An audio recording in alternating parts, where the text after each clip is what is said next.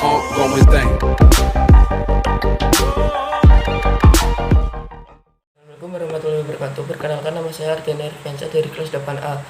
Saya akan menceritakan tentang perlawanan terhadap Belanda yang dilakukan oleh Pangeran Antasari.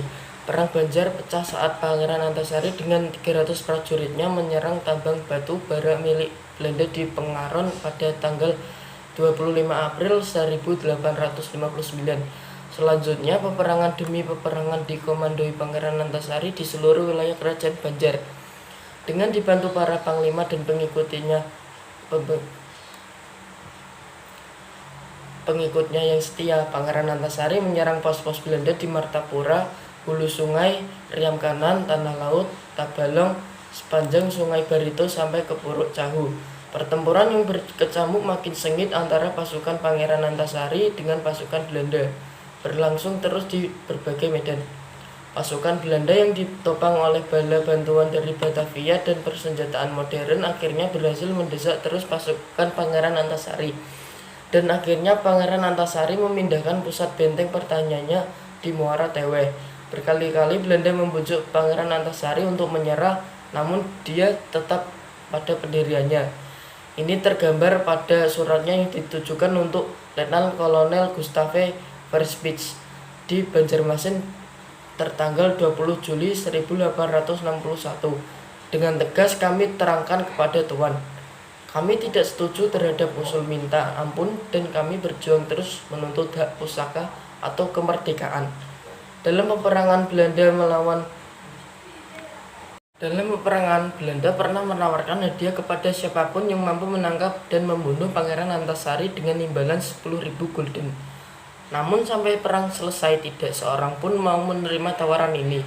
Orang-orang yang tidak mendapat pengampunan dari pemerintah kolonial Belanda yaitu 1. Antasari dengan anak-anaknya, 2. Demang Lehman, 3. Aminullah, 4. Suropati dan anak-anaknya, 5. Kiai Jaya Lalana, 6. Gusti Kasan dengan anak-anaknya. Setelah berjuang di tengah-tengah rakyat, Pangeran Antasari kemudian wafat di tengah-tengah pasukannya tanpa pernah menyerah, tertangkap apalagi tertipu oleh bujuk rayu Belanda pada tanggal 11 Oktober 1862 di tanah kampung Bayan Bengkok, Sampirang, dalam usia lebih kurang 75 tahun. Menjelang wafatnya, dia terkena sakit paru-paru dan cacar yang dideritanya setelah terjadi pertempuran di bawah kaki Bukit Begantung Tundakan. Perjuangannya dilanjutkan oleh putranya bernama Muhammad Saiman. Setelah terkubur selama lebih kurang 91 tahun, kerangka Pangeran Antasari yang masih utuh, yaitu tulang, tengkorak, tempurung lutut, dan beberapa helai rambut. Kemudian kerangka ini dimakamkan kembali di Taman Makam Perang Banjar, Kelurahan Surgimulti, Banjarmasin. Pangeran Antasari telah dianugerahi sebagai pahlawan nasional dan kemerdekaan oleh pemerintah Republik Indonesia. Nama Antasari diabadikan pada Korem 101 Antasari dan julukan untuk Kalimantan Selatan yaitu Bumi Antasari.